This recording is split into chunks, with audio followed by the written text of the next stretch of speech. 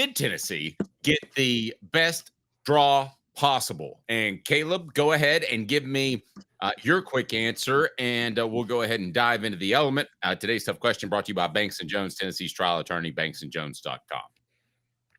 Yes, Tennessee got the best draw possible in the NCAA tournament. The Vols should be thrilled that they got a number 2 seed in the Indianapolis region. They should be thankful in case the committee was going to take yesterday's game into account. I'm not sure they would have, but if they were going to, then they should be thankful they lost to Florida and that they don't have to go to San Francisco to play this. They didn't just get the best draw in terms of they're playing in Indianapolis, which, Dave, let's call it what it is.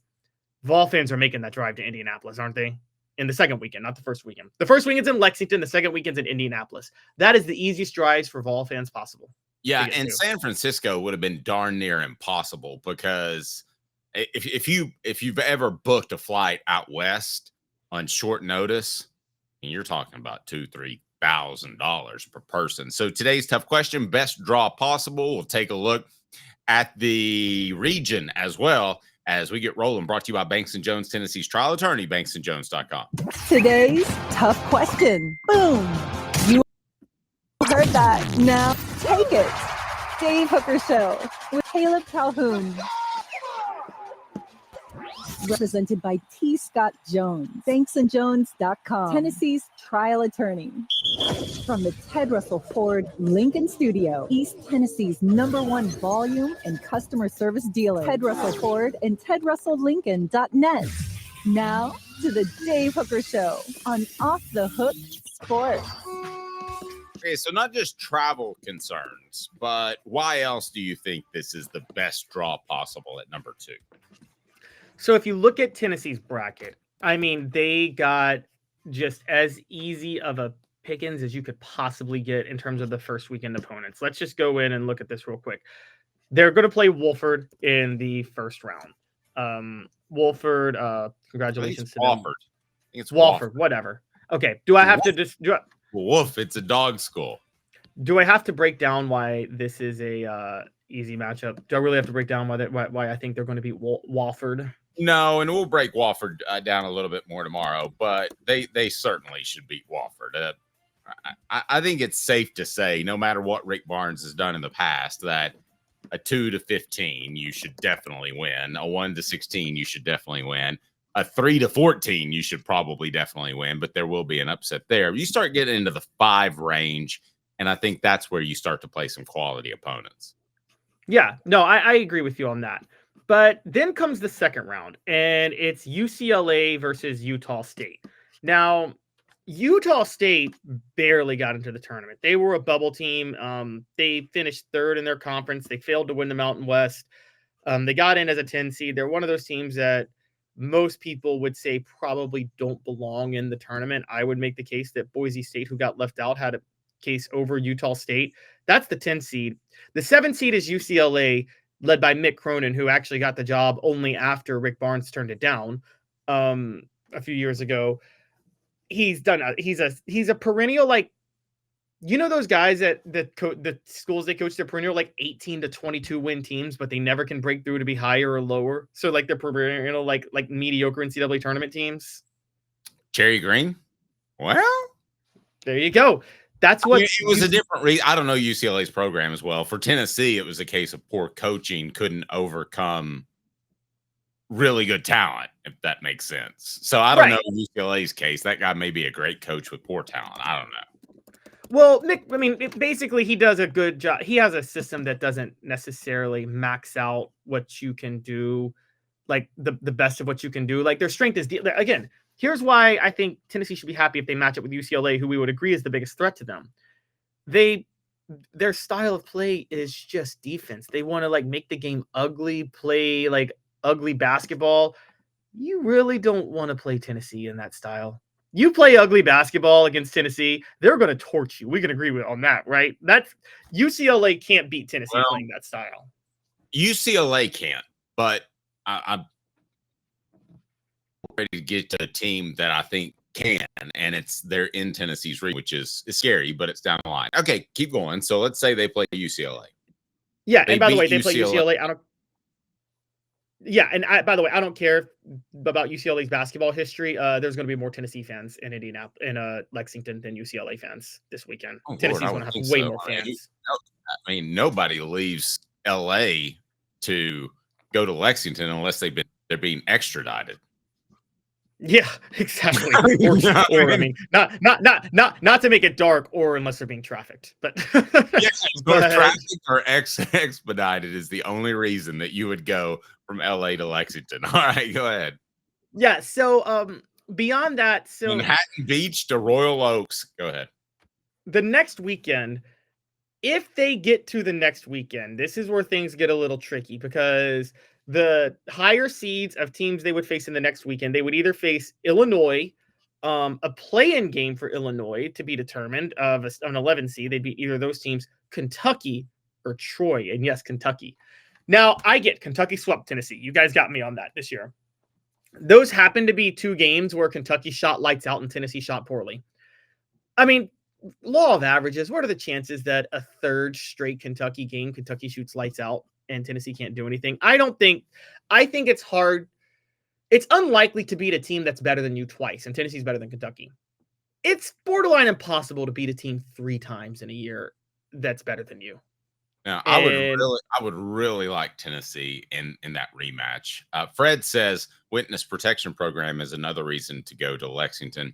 And then Tennessee's depth is a huge concern after what we saw yesterday. Now, we'll get into that a little bit more when we talk about the SEC tournament, but depth in the NCAA tournament shouldn't be that much of a factor. I mean, again, I feel like we overplayed a little bit, and John Adams wrote a column about it, so we weren't the only one, but we are dealing with 21-year-old men. I don't know about you, Caleb, but I could go run and play basketball for 3 hours every day and not wake up sore and be just fine. So if Tennessee has to play on not back-to-back days, but with a day in between, they're going to be just fine. I think you have that concern that you get run down if you play 4 games in the SEC tournament, but I don't think the NCAA tournament is a cause for concern with depth. Well, this is why their draw's so good. I mean, depth is a factor. Depth's a factor if you're a 5 or 6 seed, because in every game you have to grind out a win pretty much. But if you're a 2 or a 1 seed, Tennessee's not going to exert energy being Wofford. They should be able to sleepwalk through that game. So I agree. So continuing the matchups, if they play Illinois, I mean, they already beat Illinois, and Illinois is actually like getting worse as the season goes on. So they love that matchup. They would love Troy, or one of the 11 seeds, obviously. So, I mean, Tennessee has a very, very good path to the Elite Eight. Now we're going to get to what you were talking about, if they get to the Elite Eight. And it's funny, you say Houston. They don't scare me the most out of that Elite Eight crew that they could face on the other side. I'll tell you what, I'll ask you who. Today's tough question brought to you by Banks & Jones, Tennessee's trial attorney. Why Banks & Jones? Well, it's because they're Tennessee's trial attorney. You can play to win with Banks & Jones because they'll go to trial. You've heard of other lawyers. They say they'll go to trial and fight for you. They won't. They just want to settle. That's the easiest way out. Well, that's not Banks & Jones, led by T. Scott Jones. They won't settle. They'll go to trial for you. Tennessee's trial attorney. They play to win. Truly, Tennessee's trial attorney when it comes to criminal defense or personal injury. Why settle? It's Banks & Jones. T. Scott Jones. Banks & Jones. All right. To me, Houston is Tennessee, but better. They're a defensive-minded team. They are the number 1 defense in the nation, led by Kelvin Sampson. And I do find it interesting that there will be a couple of coaches that if Rick Barnes was going to retire, that I would go after. And Kelvin Sampson would be one of them. I think you could pull him away from Houston. I've heard discussions of Will Wade. I would not go in that direction because he's a cheater. But Houston is the number 1 team in the nation in overall defense, defensive efficiency. Tennessee is 9. So that matchup scares me. That reminds me of going against impenetrable object like Zach Edey. That to me may be something that you just can't overcome even on a hot shooting night because they defend the perimeter so well. Houston scares me if I'm Tennessee. Houston, we have a problem. Their tallest player in the rotation is 6'7". Okay, I think while Tennessee's not the best inside, Tennessee's got a couple of guys that can bang inside. I think Houston's defensive efficiency, you got to take schedule strength into account. They played in an easier conference for the most part. And here's the other part. Again, Tennessee versus Houston in Indianapolis. Who's going to have more fans at that game, Dave? Well, I mean, I would think Tennessee would have more in Indianapolis, but I'm not going to base all my wins off of the crowd. I won't, but if it's two solidly matched teams, Tennessee effectively is going to have home court advantage in every game except the Sweet 16 matchup if they face Kentucky. That won't be home court advantage. And except if they face, and this is the team that scares me the most in the Elite Eight if they get there. It's a team that has eliminated the two best Rick Barnes teams in the NCAA tournament, and they're a 4 seed in this bracket. And I'm talking about Purdue. They're a 4 seed. You mentioned Purdue. I'm not as worried about Purdue, kind of for the same reason, the Arkansas reason when it comes to football. I feel like this basketball team has enough leaders returning from last year's team that they'll be like, we exited kind of early last year because of you, and you don't have your big thug, Zach Edey. And when I say thug, I mean a compliment. I mean, that guy was a 2-time player of the year in college basketball. So that's why I always said it's not a monstrous loss. It's not a disappointing loss. I mean, it's disappointing, but it's not overly disappointing, Caleb. I thought Zach Edey was just a tough matchup for 95% of the teams out there. I mean, I would agree with you, but there's two things on this. One, Purdue starts a 6'10" and a 6'9" guy down low. The thing is, Purdue, they don't have Zach Edey, but Tennessee, you would agree, is not as big as they were last year either. So Purdue can slow the game down and really work them in the paint. Honestly, they can give Tennessee hell in the paint because they just with their interior matchups. I mean, Trey Kaufman-Renn at 6'9", 20 points a game, he would.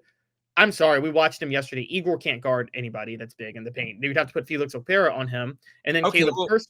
Let me ask you about Felix. How much better is Felix defensively this year than he was last year?